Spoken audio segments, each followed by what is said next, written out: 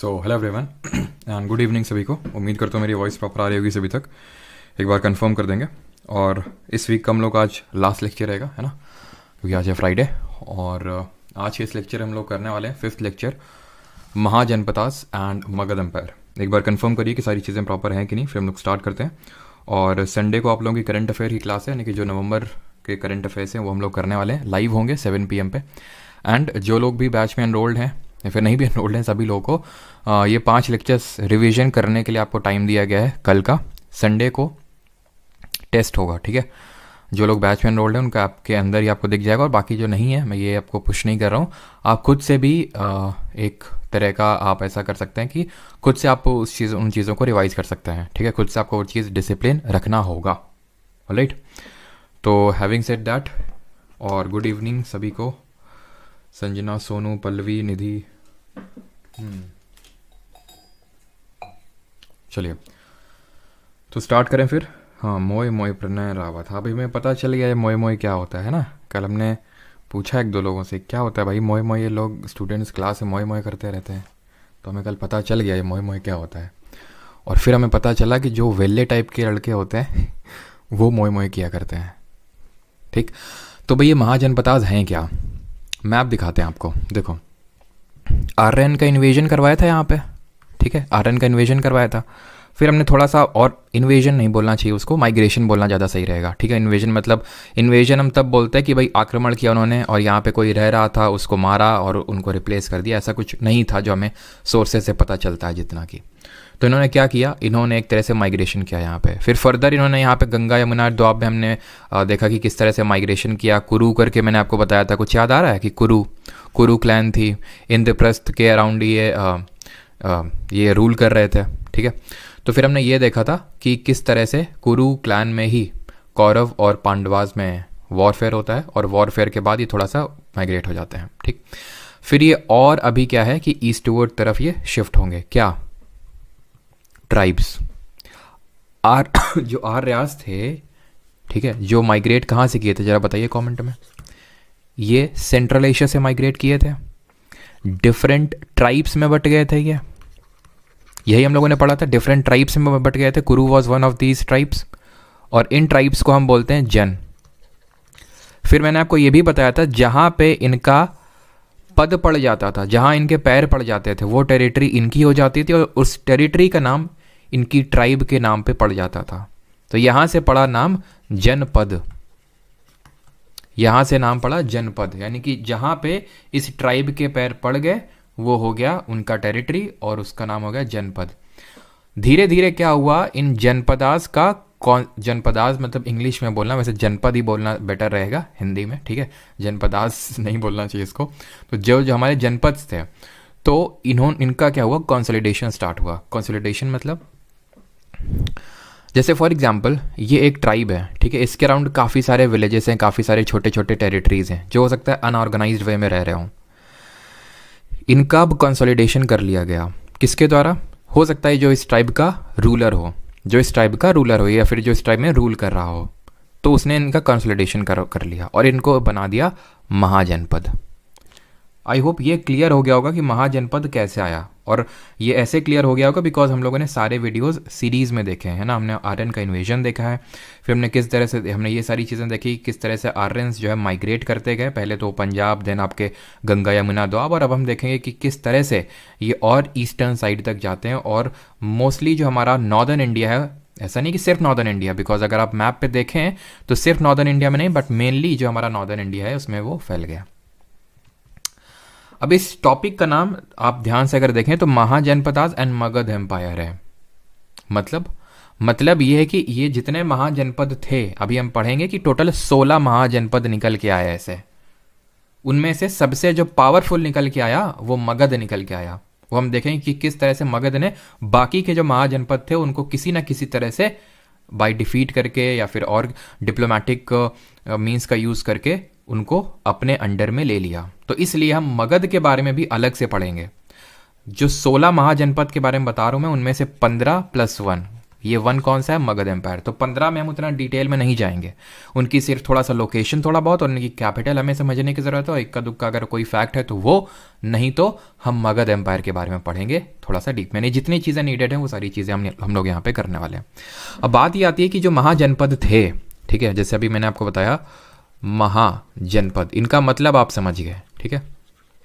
कितने थे टोटल, 16 थे, 16। पता कहाँ से चलता है, ये कहाँ से पता चलता है कि टोटल ये 16 महाजनपद थे।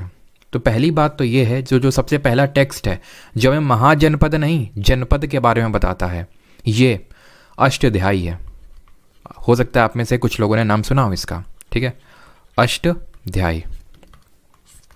ये किसने लिखी थी बुक, ये एक हम बोल सकते हैं संस्कृत में बुक लिखी गई थी, ठीक है। It was written in Sanskrit language, और इसको लिखा था रिटन बाय पनिनी।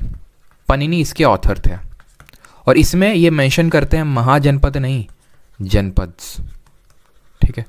कितने जनपद्स, टोटल 40 जनपद्स, और फिर इनका ये मानना है कि बाद में ये कंसोलिडेट हो गए महाजनपद के रूप में।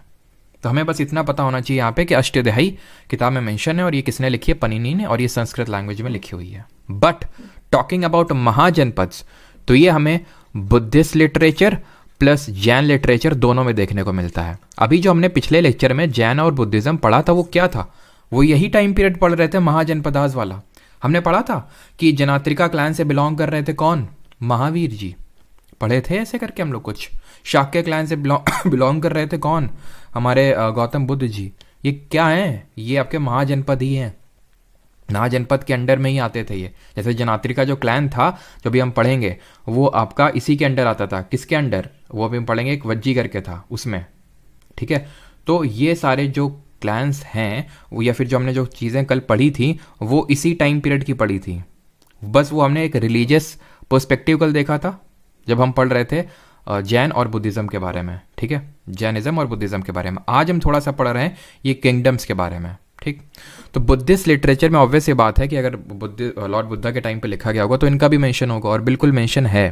तो कौन सा बुद्धिस्ट लिटरेचर है, तो ये अंगुत्तर निकाय है, ये आपका अंगुत्तर निकाय। इसमें टोटल 16 महाजनपद आपके मेंशनड हैं, ठीक। सिर्फ इसी में नहीं, एक और है आपका दीघ निकाय, इसमें भी मेंशनड है, बट इसमें है कि इसमें टोटल 16 मेंशन नहीं है, इसमें सिर्फ आपके 12 महाजनपद मेंशनड हैं, ओनली 12। कौन से 12 हैं, कौन से 4 नहीं है, उससे आपको कोई लेना देना नहीं है। अंगुत्तर निकाय रट्टा होना चाहिए, और उसके बाद दीघ निकाय भी, बिकॉज एसएससी में तो सिर्फ अंगुत्तर निकाय ही जितना भी मैंने क्वेश्चंस देखे पूछे गए हैं। दीघ निकाय एक कोई एग्जाम था, मुझे एग्जाम तो भी याद नहीं आ रहा है, उसमें भी पूछ लिया था। आई थिंक 4-5 किताबें लिख दी थी, जिसमें कि 2 ये थे और एक जैन का था, बिकॉज जैन लिटरेचर में भी इन महाजनपदास के बारे में मैंशनड है। तो ये वो जैन लिटरेचर कौन सा है, और आई थिंक जो मैंने कल लास्ट में क्वेश्चन दिया था आप लोगों को होमवर्क के तौर पर, वो यही क्वेश्चन था कि किस जैन लिटरेचर में ये 16 महाजनपदास के बारे में मैंशनड है। तो ये है आपका भगवती सूत्र। क्लियर, आई होप यहाँ तक सभी को क्लियर होगा कि महाजनपदास हैं क्या और ये कहाँ पे मेंशन है, कहाँ से इनके बारे में हमें सोर्स मिलता है। जैसे अंगुत्तर निकाय में क्या मेंशन है, 16 ऐसे करके, 16 का मतलब है 16 ऐसे करके, ठीक है, 16 महाजनपदास। तो यहाँ से हमें पता चलता है कि इसमें 16 महाजनपद थे इस टाइम पे। अब ये जो महाजनपद थे, ठीक है, वर ईदर या तो मोनार्कियल थे, यानी कि राजतंत्र था यहाँ पे, या फिर और रिपब्लिक यानी गणराज्य थे। मतलब अब अगर आपने मेरे से पॉलिटी पढ़ी है तो रिपब्लिक का मतलब आपको ये पता होगा कि जहाँ पे हेड ऑफ स्टेट इलेक्टेड होता है वो रिपब्लिक होता है, उसको गणराज्य बोलते हैं। जैसे इंडिया इज अ रिपब्लिक, क्यों? क्योंकि यहाँ पे हेड ऑफ द स्टेट या फिर head of the country president है, राष्ट्रपति है, जो कि इलेक्टेड है, भले इनडायरेक्टली हो, अप्रत्यक्ष रूप से हो, लेकिन है तो। यूके में नहीं है, यूके में किंग है, पहले क्वीन थी, तो वहाँ पे हेड ऑफ द स्टेट जो है हेरिडिटरी है, तो वहाँ पे वो रिपब्लिक नहीं है, राइट। उस समय रिपब्लिक का मतलब ये नहीं होता था, और एक्चुअल में जो अभी मैंने रिपब्लिक का मतलब को ये कॉन्सेप्ट बताया, ये एक वेस्टर्न कॉन्सेप्ट है, पश्चिमी देशों से हमने इसको एक तरह से बोल सकते हैं बोरो किया है। जो हमारा इंडियन कॉन्सेप्ट है, जो हमारा एंशिएंट कॉन्सेप्ट है रिपब्लिक का, दैट इज कि जहाँ पे एक कोई किंग नहीं है, मल्टीपल लोग हैं जो डिसीजन मेकर्स, यानी मल्टीपल डिसीजन मेकर्स यहाँ पे मैं बोल सकता हूँ। इसका एग्जाम्पल भी अभी देता हूँ मैं आपको, मल्टीपल डिसीजन मेकर्स। पिछले लेक्चर नहीं, पिछले से पिछले लेक्चर में तुमको ये बताया था कुरु, कौरव और पांड्य, जो कौरव और पांडव थे इसी क्लैन से बिलोंग करते थे, ठीक है, इसी से बिलोंग करते थे ना, कुरु से ही फिर महाभारत का युद्ध हुआ। आपको पता होना चाहिए कि अगर आपने महाभारत देखी होगी तो आपने ये चीज़ देखी होगी, चाहे जब कौरवास का रूल था, कौरव्स का रूल था या फिर पांडवास का रूल था, तब डिसीजन मेकर कोई एक नहीं होता था। अगर आपने महाभारत देखी होगी तो डिसीजन मेकर्स मल्टीपल लोग होते थे। भले हाँ एक लोग राजगद्दी में भले बैठते जैसे युधिष्ठिर बैठ गए, लेकिन डिसीजन सिर्फ वही नहीं लेते थे। तो कुरु अभी हम देखेंगे एक किस तरह का क्लैन है, रिपब्लिकन क्लैन है ये। कुरु के अलावा कौन कौन से हैं यहाँ पे मैं मेंशन करता हूँ, बिकॉज इस पे भी क्वेश्चन पूछा गया है और क्वेश्चन पूछ सकता है, ठीक है। तो आप समझिए कि रिपब्लिकन का मतलब क्या होता है, ठीक। तो आपके कुरु एक हो गए, कुरु हो गया, ठीक है, और एक हो गया आपका कंबोज एंड वज्जी, भज्जी नहीं वज्जी, ठीक है, और मल्ला एंड अस्साका, ये थे आपके रिपब्लिक। बाकी के जितने हो जाएंगे मोनार्कियल हो जाएंगे। अब इसको याद कैसे रखें, तो याद आप ऐसे याद रख सकते हैं इसको, विजय माल्या, ठीक है, विजय माल्या कम कर दिया बोझ किसका, एसबीआई का बोझ कम कर दिया। कैसे, बैंकों का पैसा लेके भाग गया ना, तो बैंकों का बोझ कम कर दिया, ठीक है, बैंकों का कम बोझ कर दिया, ठीक है। और अस्सक को कुछ याद कर लो, ठीक है, कि 80 घाट चला गया, यानी कि बहुत दूर चला गया वो, इस तरह से आप याद रख सकते हैं। और बाकी के जो हो जाएंगे आपके मोनार्कियल हो जाएंगे, बिकॉज इस पर भी क्वेश्चन आना है, तो ये भी हमें पता होना चाहिए कौन सा मोनार्कियल और कौन सी रिपब्लिक है। ये उनकी लोकेशन है, एक एक करके देखते हैं। पहले मैं कमेंट देख लेता हूँ कि किसी का यहाँ तक कोई डाउट तो नहीं है, ठीक।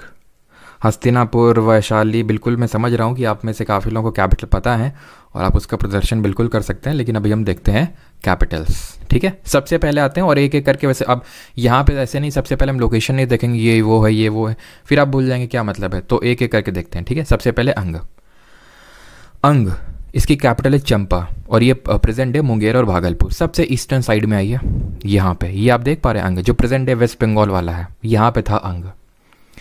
आपने कर्ण का नाम सुना होगा ना आपने कर्ण का नाम, और कर्ण को हम अंगराज के नाम से जानते हैं। क्यों, क्योंकि जो कर्ण थे वो इसी से बिलोंग करते थे, इसी क्लैन से बिलोंग करते थे, अंग से, इसी महाजनपद से बिलोंग करते थे। तो हमें सिर्फ इतना याद कर, ये जो मैंने कर्ण वाला बताया ये याद करने की जरूरत नहीं है, बस हमें इसको इसकी कैपिटल और थोड़ी बहुत लोकेशन पता होनी चाहिए कि एकदम ईस्टर्न साइड में थी। चंपा कैपिटल है, चंपा एक रिवर थी इस टाइम पे, तो चंपा नदी पे ये लोकेटेड था इसलिए, ठीक है, चंपा जो जगह भी है वहाँ पे। फिर है मगध। अब मगध, चलो मगध आपके बारे में आपको भी बता देते हैं, बट इसके बारे में अगेन रिपीट, हम लोग लास्ट में इसके बारे में ढंग से चीज़ें पढ़ने वाले हैं, बिकॉज मगध बाद में एक विक्टोरियस होके एमर्ज होके आया लास्ट में, जब इसने, और जितने भी इसके आसपास के थे सब इसने कंसोलिडेट कर लिया, ठीक है। और क्यों, इसके पीछे का रीज़न क्या था कि मगध जो है विक्टोरियस एमर्ज होके आया, सबसे पावरफुल महाजनपद था, उसका भी रीज़न भी हम देखेंगे, ठीक है। तो अगर हम यहाँ पे बात करें तो जो मगध था इसकी कैपिटल क्या थी, राजगीर पहले थी एंड देन पाटलिपुत्र, ठीक है। पहले राजगीर थी एंड देन उसकी कैपिटल शिफ्ट करी थी पाटलिपुत्र, वो हम देखेंगे किसने करी थी, उडाइन ने करी थी, लेकिन वो बाद में देखेंगे, ठीक। लोकेशन अगर बात करें गया एंड पटना, यानी जो मॉडर्न डे बिहार है, पटना के पास हमें ये देखने को मिलेगा मगध, ठीक है। ये जो है बहुत ही स्ट्रैटेजिक लोकेशन में है, ये गंगा नदी हमारी, तो गंगा नदी के साउथ में है ये मगध, ये चीज़ को ध्यान रखना। ये जो फैक्ट मैं आपको बता रहा हूँ ये गंगा के साउथ में है। इस पे सीजीएल 2022 पे भी क्वेश्चन आया और सीजीएल 2023 पे भी क्वेश्चन आया। अगर ना किया ना तो मुझे शिफ्ट वगैरह भी याद आई थिंक 2023 में कौन सी थी जिसमें पूछा गया था, if I am not wrong 26 जुलाई ऐसा कुछ था, ठीक है, शायद 26 जुलाई और थर्ड शिफ्ट में था, देख लेना जाके, ये क्वेश्चन आपका था उसमें, ठीक है। और इसमें भी 2022 वाले में भी एग्जैक्ट तो मुझे शिफ्ट वगैरह याद नहीं आ रही है, लेकिन पक्का पूछा गया था, मुझे याद है क्योंकि मैंने PYQs करवाए थे तो ये आया था बार बार, ठीक है।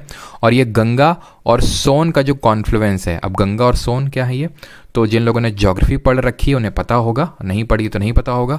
गंगा, या फिर हो सकता है पता भी हो, और सोन नदी एक नीचे से नदी आती है जो गंगा नदी को ज्वाइन करती है, तो ये गंगा और सोन के कॉन्फ्लुएंस मतलब जहाँ दोनों मिलती हैं वहाँ पे लोकेटेड है, तो ये बहुत ही स्ट्रैटेजिक पोजीशन पे लोकेटेड है, जो कि ये वन ऑफ द रीजंस है कि क्यों ये इतना पावरफुल एमर्ज होके आया, ठीक, बाकी रीजंस हम बाद में देखेंगे। तो मगध की कैपिटल राजगीर, या फिर राजगीर पहले थी और देन पाटलिपुत्र। आते हैं काशी पे। काशी की कैपिटल वाराणसी। जो वाराणसी है ये one of the ancient cities है ऑफ द वर्ल्ड, जो कि अपने टेक्सटाइल के लिए जाना जाता है। वाराणसी जो नाम है, ये दो नदी हैं वरुण और अस्सी, जो एंशिएंट टाइम पे एग्जिस्ट करती थी, वरुण और अस्सी, इनके नाम पे पड़ा, वरुण और अस्सी से वाराणसी। ठीक है, मॉडर्न लोकेशन आपका बनारस। वत्स की अगर बात करें तो वो तो खैर आप लोकेट कर ही सकते हैं। ठीक है, ये है आपका वत्स।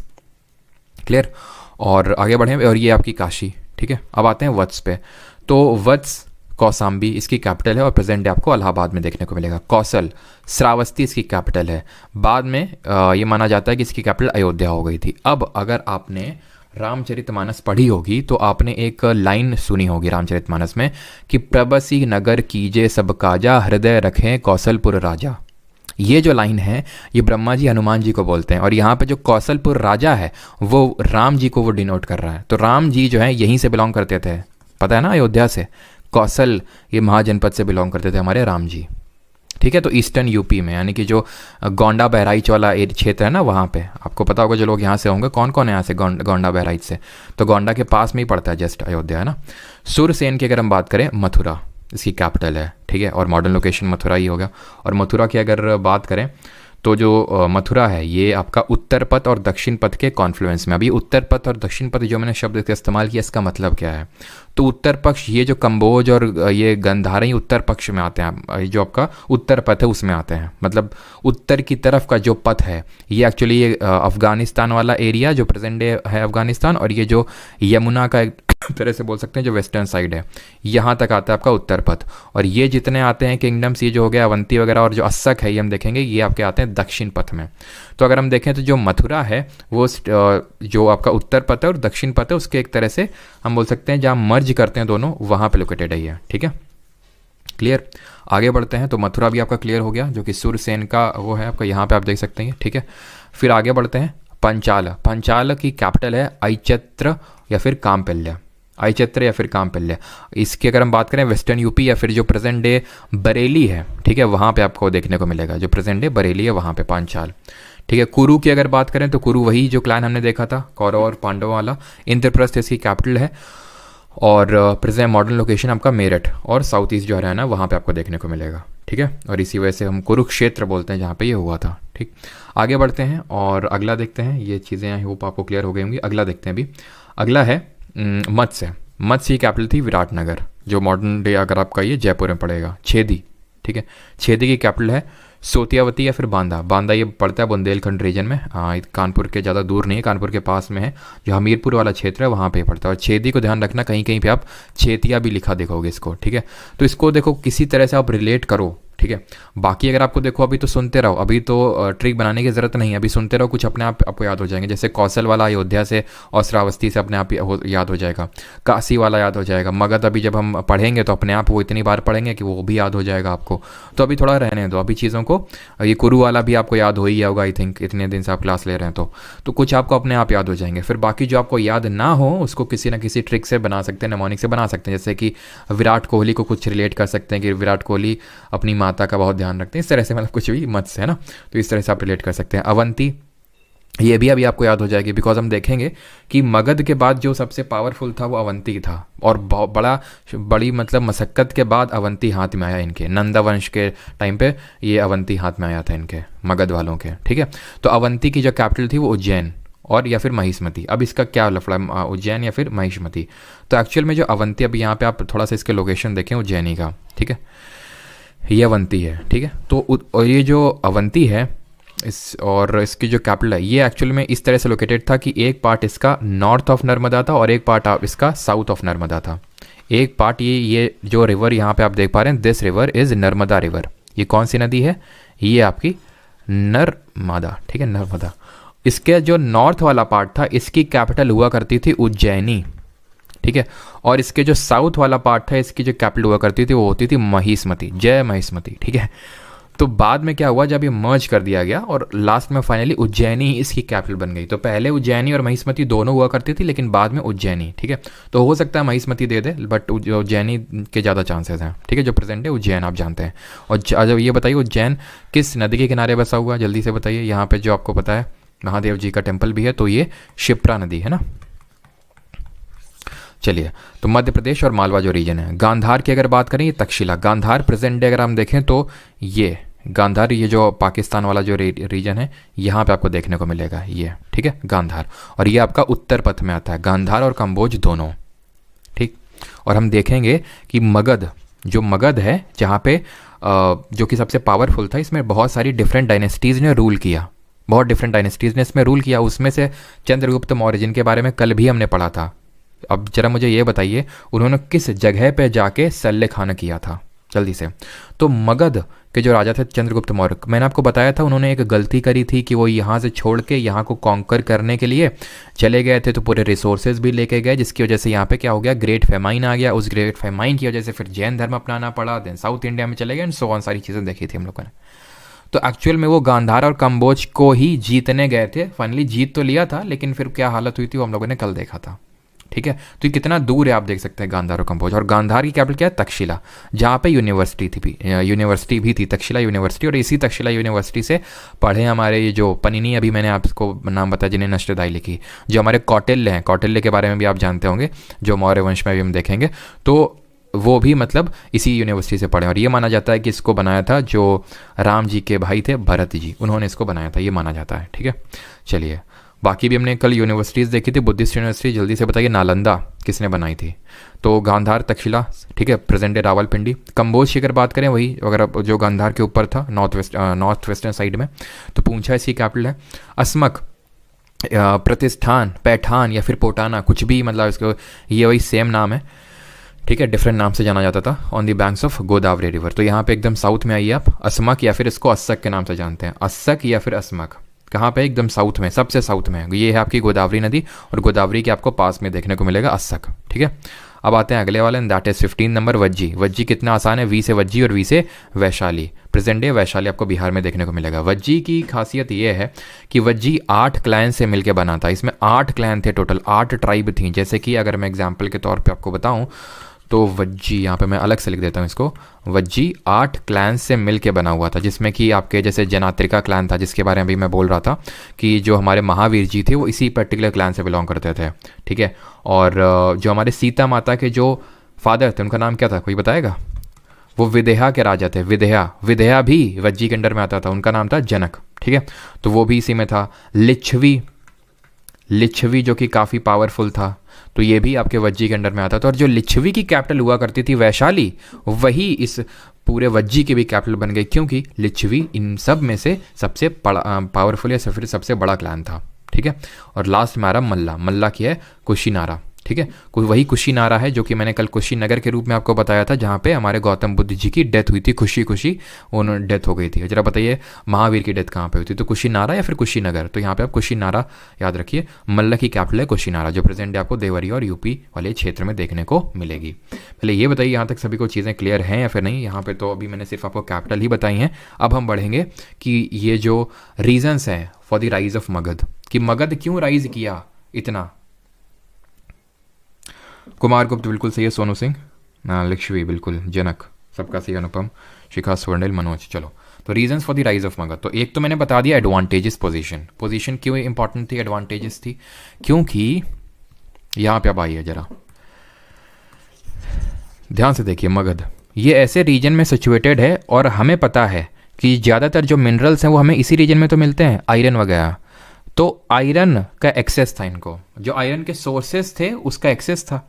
अब आयरन का फ़ायदा ये होता है, और हमने ये भी देखा था कि हमारे वैदिक लेटर वैदिक एज में भी उसकी डिस्कवरी हुई थी। और हमें वैदिक टेक्स्ट में, जरा मुझे ये कमेंट में बताइए जल्दी से कि ये वो जो आयरन है उसको किस नाम से लिखा गया है, बताइए। मैंने 2 नाम आपको बताए थे, तो इसका एक्सेस था। अब आयरन के जब इक्विपमेंट बने तो बहुत आसान था कि उसके प्लॉशेयर बनाए जा सकते हैं। वो प्लॉशेयर बनेगा तो उससे एग्रीकल्चर फ्लरिश करेगा। तो पिछले लेक्चर मैंने बताया था कि हम, जैसे मैं आपको पढ़ा रहा हूँ अभी बैठ के, आप पढ़ पा रहे हैं, क्यों? क्योंकि हमें खाने की चिंता नहीं है, कि एक तो हमारे किचन में मम्मी बैठी हैं और वो जो हमारा किसान है बैठा हुआ है, ठीक है। मेन है कि किसान वो हमारा प्रोड्यूस कर रहा है, अगर वो नहीं करेगा तो हम नहीं ये एक्टिविटी कर पाएंगे, हम सिर्फ वही करेंगे और हम अर्बनाइज नहीं हो पाएंगे। ये जितने भी हैं सब अर्बनाइज हुए, रीज़न वही कि आयरन की डिस्कवरी हो गई। लेकिन मगध एकदम वहाँ पे था, तो ये अच्छे अच्छे वेपन्स बना पा रहे थे। और उस समय ये जो एमपी वाला क्षेत्र है, यहाँ पे भी यहाँ पे भी आयरन का एक्सेस था, इस वाला क्षेत्र में आयरन का एक्सेस था, जिसकी वजह से अवंती भी पावरफुल था। और यही कारण मैंने आपको बताया कि मगध के बाद कोई पावरफुल था तो अवंती था, और 100 साल लग गए मगध को अवंती को कैप्चर करने में। ये कारण था आयरन का एक्सेस। ये एडवांटेजेस पोजीशन पहला। एडवांटेजेस पोजीशन ये भी है कि इसकी जो कैपिटल है राजगिरी, ये 5 हिल्स से सराउंडेड है। अब अगर आपको कोई भी महाजनपद जीतना होता था तो आपको उसकी कैपिटल एक्वायर करनी होती थी। सिंपल सी बात है कि अगर आप, ये पुराने टाइम से चला होता है कि अगर आपको किसी कोई टेरिटरी को ऑक्यूपाई करना है तो उसकी कैपिटल अगर आपने ऑक्यूपाई कर ली तो मान लिया जाता था कि हाँ आपने उसको ऑक्यूपाई कर लिया। अब उसकी जो राजगिरी जो कैपिटल 5 हिल से सराउंडेड है तो उसमें एंटर करना ही मुश्किल हो जाता था। ठीक है, जो उस बड़े बड़े फोर्ट थे, किले थे, उनको तोड़ना मुश्किल हो जाता था। पाटलिपुत्र दिन कैपिटल शिफ्ट करी गई। ये गंगा और सोन के कॉन्फ्लुएंस में, मतलब जहाँ मिलती गंगा और सोन गंगा की सहायक नदी है, तो इसकी वजह से जो उनके लिए ट्रेड था, मतलब ट्रेड तो नहीं बोला, जो कम्युनिकेशन था, यानी कि जो उनके लिए कम्युनिकेशन चैनल बन गया था गंगा और सोन, उनको कहीं पे मतलब आना जाना होता था तो ये गंगा और सोन के को यूज़ करके वो मतलब ये कम्युनिकेशन को कर पाते थे। तो ये इनके एक एडवांटेजेस पोजीशन थी। ठीक, availability of large number of elephant, बहुत सारे, ये माना जाता कि ढेरों हाथी थे इनके पास। अब हाथी का यूज़ ये होता है कि जो किला होते, किलों की जो दीवार होती है उसको तोड़ने में बड़े सहायक होते हैं एलिफेंट। और 1-2 के बाद 1-2 हो गया, 1-2 3-4, ठीक है, 1-2 का 4 होना चाहिए। तो ग्रेट लीडर्स अब हम देखेंगे एक एक करके वो कौन कौन ग्रेट लीडर्स थे जिन्होंने मगध को इतना पावरफुल बना दिया। आई होप यहाँ तक क्लियर होगा। बताइए, फिर मैं थोड़ा सा एक घूंट पानी पी लेता हूँ, फिर हम लोग बढ़ते हैं आगे।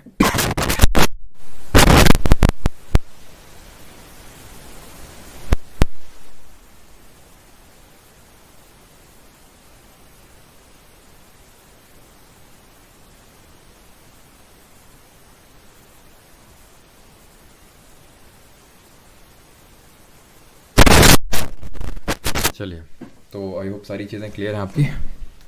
आगे बढ़े अभी। डायनेस्टीज विच रूल्ड इन मगध, कौन कौन सी डायनेस्टीज है जिन्होंने मगध में रूल किया और कौन कौन से पावरफुल रूलर हैं। तो सबसे पहली जो डायनेस्टी निकल के आई है वो है हर्यंका। कौन सी डायनेस्टी आई सबसे पहले? हर्यंका डायनेस्टी। आप इसको इस तरह से समझिए, देखिए, आप में से काफ़ी लोगों को ये तो पता होगा, ठीक है, भले आपने हिस्ट्री नहीं भी पढ़ी होगी तो भी, कि हमारा एक दिल्ली सल्तनत होता था। दिल्ली सल्तनत में बहुत सारे डायनेस्टीज़ थी। जैसे कि दिल्ली सल्तनत में कौन थे? जैसे कि हमारे पहले मामलुक वंश आया है ना, स्लेव डायनेस्टी थी, खिलजीज आए, तुगलक्स आए, सैयद्स आए, लोधी आए। ये सब क्या थे? वो दिल्ली में राज कर रहे थे। तो वो सारे जो दिल्ली सल्तनत का पार्ट है उसमें डिफरेंट डायनेस्टीज़ आई। ऐसे ही ये पूरा मगध एम्पायर है, मगध रीजन है, इसमें डिफरेंट डायनेस्टीज़ आई और उन डायनेस्टीज़ के डिफरेंट रूलर्स थे। तो पहली डायनेस्टी है हर्यंका डायनेस्टी। इसके जो पहले रूलर थे, जिनको मैं ए से ऐसे लिख रहा हूँ, बिम्बिसार। अब ये बिम्बिसार नाम आप पहली बार नहीं सुन रहे, कल भी आपने नाम सुना था जब मैंने बताया था he was contemporary of Mahavir and Lord Buddha, यानी कि ये समकालीन थे उनके, है ना। तो ये रफली उसी टाइम पे थे जिस टाइम पे हमारे गौतम बुद्ध जी और महावीर जी थे, 544 बीसी से लेके 492 बीसी तक। ये आपको डेट नहीं याद करनी है, ठीक है। अगर हाँ बाकी एग्जाम्स में को भी थोड़ा टारगेट कर रहे हैं, पीसीएस हायर एग्जाम को, तो थोड़ा सा ध्यान में रख सकते हैं इसको, ठीक है। इनका जो सबसे इंपॉर्टेंट चीज़ थी दैट वाज कि ये बड़े ही स्ट्रैटेजिकली, मतलब कि इन्होंने, वो होता है ना कि या तो पावर का यूज़ करके जहाँ पे सिर झुकाना था वहाँ सिर झुकाया, जहाँ लात मारनी थी वहाँ लात मारी। कैसे? इन्होंने जो अंगा, जो हमने सबसे पहले महाजनपद पढ़ा था एकदम ईस्टर्न साइड में, जिसकी कैपिटल चंपा थी और जो कि बंगाल वाले रीजन में था, है ना, और जहाँ से कर्ण बिलोंग करते थे, तो इसको सबसे पहले क्या किया? कॉन्केस्ट किया। यानी इसको वही है कि लात मारी टाइप आप बोल सकते हैं, ठीक है, कॉन्कर कर लिया। इनके डिप्लोमेटिकली इन्होंने काफ़ी सारे कॉन्कर वो किए। डिप्लोमेटिकली कैसे किए? शादी कर करके और शादी में दहेज लेके टेरिटरी को। इनकी 3 बीवियां थी। He had 3 wifes. उनमें से एक थी सिस्टर ऑफ प्रसन्नजीत, और ये जो प्रसन्नजीत थे ये कौन थे? प्रसन्नजीत जो उस समय कौशलपुर राजा, याद आ रहा है आपको? तो कौशल के राजा थे, उनके बेटे थे, यानी कि उनके बहन से शादी करी, यानी कि प्रसन्नजीत की बहन से शादी करी, ठीक है। तो वहाँ से कौशल वाला इनको एक्सेस मिल गया, ठीक। चेल्लाना से इन्होंने शादी करी, जो कि एक लिच्छवी प्रिंसेस थी। लिच्छवी अगर आपको याद आ रहा है, लिच्छवी याद आया आपको? वज्जी में एक क्लैन था जो कि सबसे बड़ा क्लैन था, जिसकी कैपिटल वैशाली थी, ठीक। और तीसरा जो है, तीसरी इनकी जो वाइफ थी वो एक मद्र क्लैन करके था, नॉट अ महाजनपद, बट हाँ एक क्लैन था जो कि पंजाब के अराउंड में है, ठीक है। और यहाँ की एक प्रिंसेस थी, वहाँ से उनसे इन्होंने शादी करी। जो हमारे इनके बेटे थे, अभी हम देखेंगे, चलो वो जब मैं बेटा बताऊंगा तभी उनके बारे में देखेंगे, ठीक है। और इन्होंने क्या हुआ था कि अवंती को ये कैप्चर कर नहीं पा रहे थे, मतलब वही मैंने आपको बताया ना, अवंती बहुत पावरफुल था, अवंती से युद्ध लड़ा, सब कुछ हुआ, लेकिन नहीं कैप्चर कर पाए, ठीक है। अवंती भी स्ट्रैटेजिकल पोजीशन पर लोकेटेड था, क्योंकि अगर हम देखें ध्यान से तो मगध जो है, मगध एकदम ईस्टर्न साइड में है। तो अगर किसी को अटैक करना है, मान लो, ठीक है, किसी को अटैक करना है, अंगद को तो इन्होंने ले ही लिया था, अब किसी को अटैक करना है तो एकदम सारे अपने रिसोर्सेज लेकर यहाँ पे आना पड़ेगा, और ऊपर से वो अपना उसकी स्ट्रैटेजिकल पोजीशन तो है ही है, तो इतना यहाँ सब आना पड़ेगा। ऐसे अवंती में अगर हराना है तो सबको यहाँ पे जाना पड़ेगा, एकदम ये एंड्स में है, अगर हम एक चीज़ को ऑब्जर्व कर पा रहे हो तो, ठीक है। तो इन्होंने क्या किया कि अवंती के जो रूलर थे हुआ करते थे, तो उनको जॉन्डिस हो गया, तो वो सही हो नहीं रहा था जॉन्डिस, तो इन्होंने अपना फिजिशियन था, जीवक नाम था, सेंट हिज फिजिशियन, उस फिजिशियन का नाम था जीवक, और उसने सही कर दिया उनको जॉन्डिस। काफ़ी खुश हो गए वो, ठीक है। तो उन्होंने मतलब एडवाइस मतलब मांगा था कि भेज दो भाई, तो उन्होंने बोला क्यों नहीं, ये इस यारी निभाई उन्होंने पूरी, ठीक है। तो सेंट हिज फिजिशियन जीवक टू उज्जैन, मतलब अवंती के जो रूलर थे उनके लिए, ठीक है। अब इनके जो बेटे थे वो आते हैं इस डायनेस्टी में। इनके बेटे का नाम है अजात शत्रु, और ये अजात शत्रु क्यों नाम है, ये शत्रु नाम कहाँ से आया वो भी अभी आपको पता चल जाएगा। तो सबसे पहली बात तो इन्होंने अपने फादर की हत्या करवाई, मतलब ऐसा नहीं कि एकदम ही जाके चाकू वो कर दिया या फिर गला काट दिया, ऐसे करके पहले तो थ्रोन पे आए एंड देन भूखे उनको, मतलब सल्ले खाना कर दिया उनका मतलब कि भूखों मार डाला उनको ऐसे करके, ठीक है, अजात शत्रु। अब ये जो हैं अजात शत्रु, ये ध्यान रखना, चिल्लाना, जो लिच्छवी प्रिंसेस थी उनके मतलब उनके बेटे थे, क्योंकि 3 इनकी वाइफ थी ना बिंबिसारा, तो बिंबिसार के बेटे अजातशत्रु, तो किन से अजातशत्रु हुए, तो इनसे चिल्लाना से। अब ये इंपॉर्टेंट क्यों है, क्योंकि इन्होंने बहुत ही एग्रेसिव पॉलिसी, ए से अजातशत्रु और ए से एग्रेसिव पॉलिसी अपनाई। कैसे, जो इनका ममाना था, क्या कौन सा ममाना इनका क्या होगा बताओ, ये होगा ना लिच्छवी, तो इन्होंने लिच्छवी को कॉन्कर कर लिया, ठीक है। इन्होंने किसको कॉन्कर किया, लिच्छवी ही डिफीटेड हम बोल सकते हैं, फिर कॉन्कर्ड लिच्छवी, ठीक है। लोगों ने इनको मना किया कि भाई मतलब याद करो बचपन में तुमको मम्मी वहीं लेके जाती थी हैं, और तुम वहीं पे मतलब ये सब कर रहे हो, तो बोलता है देखो हमको चाहिए फुल इज्जत कोई ममाना माना कुछ नहीं। तो इसने क्या किया, और इसी वजह से इसका नाम पड़ता है अजात शत्रु, क्योंकि अपनी ही जाति का शत्रु है ये, ठीक है।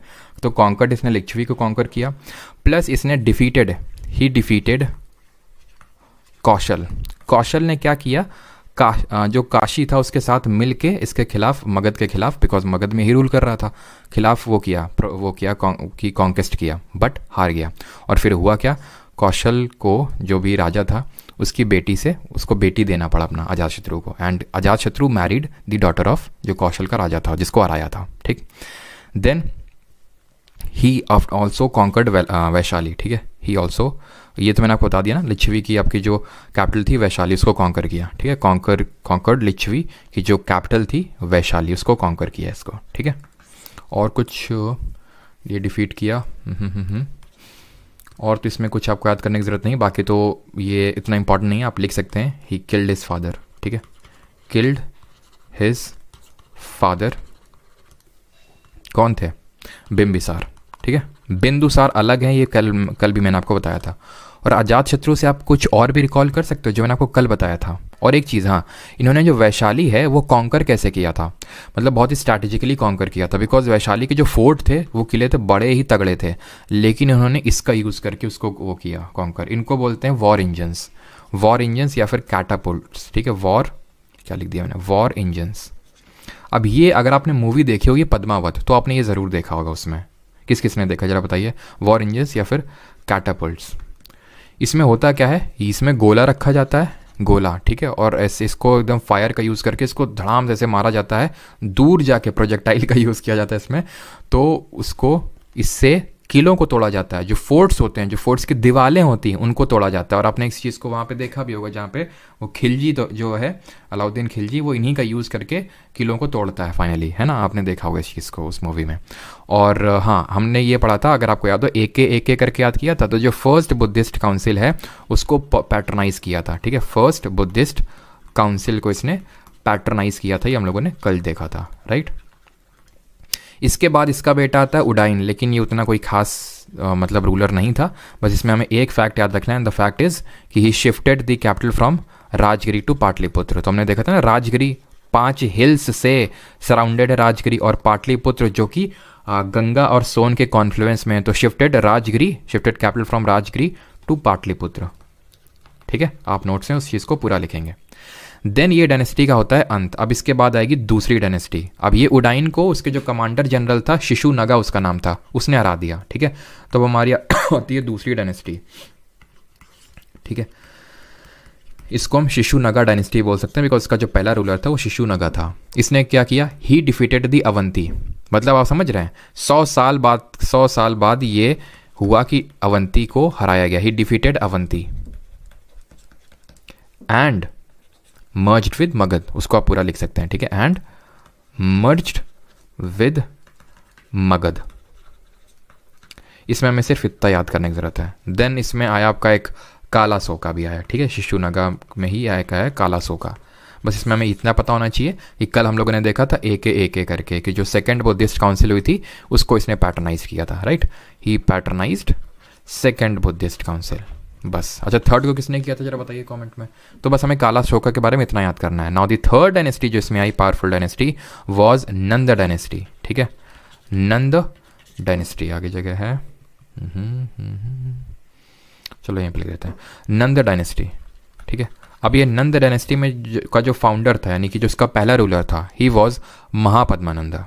ये कौन था, महापद्मानंदा। ठीक है, जिसने कि काला शोक को हरा के राजगद्दी में बैठा। इसने टाइटल लिया एक रथ। इसने टाइटल लिया क्या, एक रथ। और ये माना जाता है कि जो अभी तक जितने भी प्रिंसेस आ रहे थे इस पर्टिकुलर रूल मतलब मगध डायनेस्टी में, वो सब क्षत्रिय क्लैन से बिलोंग करते थे। बट महापद्मानंदा या फिर जो नंद डायनेस्टी थी या फिर जो महापद्मानंदा था वो बिलोंग नहीं करता था क्षत्रिय। कहीं पे कुछ लोग बोलते हैं ब्राह्मण और कहीं पे बोलते हैं शूद्र। बस ज़्यादातर सोर्सेज से जो मैंने देखा वॉज कि ही वॉज अ शूद्र, जो क्षत्रिय से बहुत चिढ़ता था। ये मतलब मेंशन है वहाँ पे। ठीक है, तो इसने टाइटल लिया एक रथ। ठीक है, एक रथ का टाइटल लिया इसने, जिसका मतलब क्या होता है, जिसका मतलब होता है एम्पायर बिल्डर, जो कि एम्पायर साम्राज्य खड़ा करता है, साम्राज्य बनाता है, एम्पायर बिल्ड करता है। ठीक है, इसका बेटा था धनानंद। इसका जो सन था ही वॉज धनानंद। इसके बारे में इंपॉर्टेंट चीज़ ये है कि इसी के टाइम पे अलेक्जेंडर इन्वेडेड इंडिया। जो अलेक्जेंडर द ग्रेट है, जो सिकंदर है, उसने भारत पर आक्रमण किया इसके टाइम पे, इन्वेडेड इंडिया। अब अलेक्जेंडर जिसको हम बोलते हैं अलेक्जेंडर द ग्रेट, ये मैसेडोनिया का एक रूलर था, मैसेडोनिया का राजा था। ठीक है, इसने बहुत जगह कैप्चर की है। माना जाता है is the one of the greatest ruler of all time, greatest warrior of all time. इसने मतलब बहुत सारे पार्ट को, मतलब ये माना जाता है कि इससे ज़्यादा पार्ट ऑफ द वर्ल्ड को कोई आज तक वो नहीं कर पाया कॉन्कर। और पता है कितनी एज में इसने किया, he died at the age of 32, 32 साल की उम्र में इसकी मृत्यु होगी। तो समझ लीजिए कि कितने कम एज में इसने पूरा इतना सब किया। बट ये माना जाता है कि Alexander who was defeated by no one in the world, कि कोई इसको डिफीट नहीं कर पाया, was defeated finally by his own army. हुआ ये कि व्हेन ही अराइव्ड इंडिया, जब क्योंकि इसको वेल्थ के बारे में, जो इंडिया की वेल्थ थी उसके बारे में ईरानियन लोगों से पता चला, क्योंकि ईरान के साथ हमारा ट्रेड होता था और ईरानियन से इसको पता चला कि बहुत वेल्थ है भाई इंडिया में, तो ये इंडिया में आना चाहता था। लेकिन क्योंकि ऐसा नहीं कि बस इंडिया के लिए ही आया था, डिफरेंट जो इंडिया और जो मैसेडोनिया, जो उस समय का मैसेडोनिया था, बीच में काफ़ी सारे रीजन्स थे, उनको ऑक्यूपाई, उनको कॉन्कर करते हुए आ रहा था। और बहुत टाइम हो चुका था जब वो अपने मतलब जो उसकी आर्मी है वो घर से निकली थी। When they finally came to India, तो उस समय तक्षशिला जो जगह है, जो भी हमने देखा था, जो गांधार की कैपिटल है, तो वहाँ पे एक रूलर हुआ करते थे अम्बी, वीक रूलर थे। मतलब इन्होंने एकदम हाथ खड़े कर दिए कि लो भाई हमारी भी आर्मी ले लो और आगे बढ़ो। ठीक है, लेकिन जब ये आगे बढ़े, ठीक है, जब ये आगे बढ़े तो ये आपका रीजन पड़ता है, अगर आपको पता हो, चेनाब वाला जो रीजन है, चेनाब और झेलम के पास में जो रीजन पड़ता है, यहाँ पे एक राजा थे जिनका नाम था पोरस। ये पोरस ने जो है हाथ नहीं खड़े किए। ये बोलते हैं आ जाओ बेटा मैदान में, हो गए तुम अलेक्जेंडर अपने लिए, आ जाओ, लड़ाई तो पूरी देंगे। ठीक है, तो इन दोनों लोगों के बीच में होता है वॉर, और उसको बोलते हैं बैटल ऑफ हिडैप्सिस। ये होता है बैटल ऑफ हिडैप्सिस झेलम नदी के किनारे। ठीक है, battle of Hydaspes on the banks of Jhelum. Jhelum का एंशिएंट नेम बताइए जो वेदास में लिखा हुआ है, जल्दी से कमेंट में। ठीक, और हाँ, अब मुझे याद आ रहा है कि मैंने तुमसे आयरन के नाम पूछे थे, है ना। आयरन का नाम पूछा था ना मैंने तुमसे, तो आयरन का नोट कर लेना यहाँ पे। आयरन को क्या किस नाम से मेंशन किया गया है, कृष्ण अयास या फिर श्याम अयास। कृष्ण और या फिर श्याम का मतलब होता है काला, और अयास का मतलब होता है मेटल, तो ब्लैक मेटल के रूप में ये मेंशनड है, राइट। तो हम लोग देख चुके हैं। तो on the banks of Jhelum इसमें डिफीट हुई पोरस की, लेकिन अलेक्जेंडर इतने, ये माना जाता है कि अलेक्जेंडर इतने इम्प्रेस हुए पोरस से कि उन्होंने जो भी टेरिटरी ऑक्यूपाई करी थी पोरस की, वो पोरस को वापस दे दी और वापस निकल लिए वहीं से। वापस इसलिए वहाँ से निकल लिए क्योंकि इनकी जो आर्मी है उसने हाथ खड़े कर दिए। उसने ये बोला कि यहीं पे इतना हमको टक्कर देखने को मिल गई, जब मगध तक पहुँचेंगे तो हमारी तो ऐसी तैसी हो जाएगी हैं। पोरस ने इतना हमें वो टक्कर दे दी है, तो इनकी ऐसी, ये भी माना जाता है कि जो मतलब जो हिस्टोरियंस हैं वो ये लिखते हैं कि जो भी ग्रीक के हिस्टोरियंस हैं वो ये लिखते हैं कि इंडिया के जो सोल्जर्स थे उनकी फाइटिंग कैपेबिलिटीज़ बहुत अलग थी वेस्टर्न जो सोल्जर्स थे उनके कंपैरिजन में, और वो देख के काफ़ी इंप्रेस हो गए थे। ना सिर्फ अलेक्जेंडर बल्कि उनकी आर्मी भी डर गई थी, और ना सिर्फ डर गई थी बल्कि वो काफ़ी थकी हुई थी आर्मी, बिकॉज काफ़ी दिनों से मतलब उनको होम सिकनेस मतलब हमें घर जाना है, हमें घर जाना है, मम्मी के पास जाना है, तो ये उनकी आर्मी कहने लगी। तो इसलिए अलेक्जेंडर ने मोटिवेशन दिया, ठीक है। अलेक्जेंडर ने संदीप महेश्वरी जी के वीडियोज़ चलाए, काम नहीं है लेकिन वो, ठीक है, और उसको वापस जाना पड़ा। तो इसी वजह से बोलते हैं Alexander was defeated by no one, was defeated finally by his army. तो वो फाइनली वापस चला गया पोरस को उसकी टेरिटरी देके। बट ये जो अटैक है वो धनानंदा, और धनानंदा चौड़ में आ गया कि देखा हमसे डर के भाग गया। ठीक है, तो ये आपका अलेक्जेंडर का इन्वेजन हुआ था अराउंड 326 BC के अराउंड। क्लियर है यहाँ तक सभी को। देन हम बढ़ें इस टाइम इस पट्टे, बस ये हमारा लास्ट कंपोनेंट है, इसके बाद हम लोग क्वेश्चंस करेंगे कि इस टाइम पे क्या सोसाइटी होती थी और कैसे सारी चीज़ें। कॉन्टैक्ट नंबर देंगे, ठीक है, कॉन्टैक्ट नंबर आपको देंगे। और बाकी हाँ, एक तो यार मैंने बताना भूल ही गया, इसलिए बताना भूल गया क्योंकि इसके बाद जो आपकी डायनेस्टी आती है, हाँ, वो आती है मौर्यन डायनेस्टी, ठीक है। इसके बाद आती है मौर्यन डायनेस्टी। और होता क्या है, होता ये है कि इस मौर्यन डायनेस्टी के जो पहले रूलर होते हैं वो होते हैं चंद्रगुप्त मौर्य, ठीक है। पहले रूलर जो होते हैं, इसके बारे में बस मौर्य डायनेस्टी लिख लेना और ज़्यादा कुछ मत लिखना, ठीक है, बिकॉज ये अगला जो हमारा मंडे को लेक्चर होगा वो पूरा मौर्यन डायनेस्टी और अशोक पे होगा। जिस तरह हमने देखा कि महाजनपद में सबसे बड़ा जनपद था मगध, उसी तरह पूरा जो ये जो मगध में सबसे बड़ी डायनेस्टी थी वो मौर्यन डायनेस्टी थी। इसी ने पूरे आर्यवर्त को, आर्यवर्त आप समझते हैं, पूरा एकदम नॉर्दर्न इंडिया हम बोल सकते हैं, उसको एकदम कंसोलिडेट किया, है ना, पूरा एक किया। तो चंद्रगुप्त मौर्य इसके पहले रूलर थे जिन्होंने धनानंदा को हरा के, कौटिल्य है, वे विष्णुगुप्त या फिर और किस नाम से जानते हैं, कौटिल्य, विष्णुगुप्त, और तीसरा नाम बताइए जरा, कौटिल्य जी का, ठीक है, जिन्होंने अर्थशास्त्र भी लिखी थी। वो सारी चीज़ें हम अगले लेक्चर में देखेंगे। तो उनकी हेल्प से इस डायनेस्टी को उखाड़ फेंका और मौर्यन डायनेस्टी की स्थापना करी। फिर चंद्रगुप्त के मौर्य के बेटे आते हैं बिंदुसार, बिंदुसार के बेटे आते हैं अशोक, और वो उस तरह से हम देखेंगे। फिर लास्ट रूलर इसमें जाते हैं बृहद्रथ, और फिर वो किस तरह से उस डायनेस्टी का एंड होता है, वो सारी चीज़ें हम अगले लेक्चर में देखेंगे। अगला लेक्चर हमारा पूरा मॉडर्न डायनेस्टी पे ही बेस्ड रहेगा, इसलिए इस डायनेस्टी के बारे में हम ज़्यादा चीज़ें नहीं पढ़ेंगे, क्योंकि अगर पढ़ेंगे तो अपने आप में वो एक लेक्चर है। तो मॉडर्न डायनेस्टी आप लिख के छोड़ देंगे, ठीक है। फाउंडर इसके चंद्रगुप्त मौर्य थे, और बाकी चीज़ें हम अगले लेक्चर में देखेंगे। अब यहाँ इस टाइम पे सोसाइटी किस तरह होती थी वो समझ लेते हैं। तो ये जो अभी हम रीजन पढ़ रहे हैं, तो इस रीजन से हमें किस तरह की पॉटरी देखने को मिलती है। तो पॉटरी मैं आपको बता चुका हूँ, है ना। पॉटरी अगर हम इसको ट्रैक करें तो हम लोगों ने क्या क्या पढ़ा है। सबसे पहले हमें किस तरह की पॉटरी मिली थी, याद करिए आप। तो पॉटरी हमें, जैसे हड़प्पन टाइम में अगर मैं बात करूँ तो किस टाइप की पॉटरी थी, ब्लैक एंड रेड थी, ब्लैक एंड रेड। फिर हमारे लेटर वैदिक पीरियड में, तो लेटर वैदिक पीरियड में हमें देखने को कैसे मिली, लेटर वैदिक पीरियड में हमें पॉटरी देखने को मिली थी ऑकरे कलर्ड, ठीक है, OCP type ochre coloured pottery. और फिर जब थोड़ा सा और आगे बढ़ते हैं तो हमें ग्रे कलर की, ग्रे पेंटेड वेयर देखने को मिलती है। बट जो महाजनपदाज वाला एरिया था, मतलब जो टाइम था, या फिर जो हमारा ये गंगा, ये हम बोल सकते हैं जो मिडिल गैंजेटिक बेसिन था, यहाँ से हमें ये इस टाइप की, जिसको हम बोलते हैं NBPW, northern black polished where. मैं इसको फुल फॉर्म लिख देता हूँ, नॉर्दर्न ब्लैक पॉलिश्ड वेयर। इस तरह की पॉटरी हमें देखने को मिलती है, ठीक है। तो ध्यान रखना कि ब्लैक एंड रेड हड़प्पन के टाइम पे थी और महाजनपदास के टाइम पे NBPW। क्लियर, बस इतना हमें ध्यान रखने की जरूरत है। ये क्या है, ये जो आप अपनी नीचे देख पा रहे हैं पिक्चर, ये है पंच मार्क्ड कॉइन्स।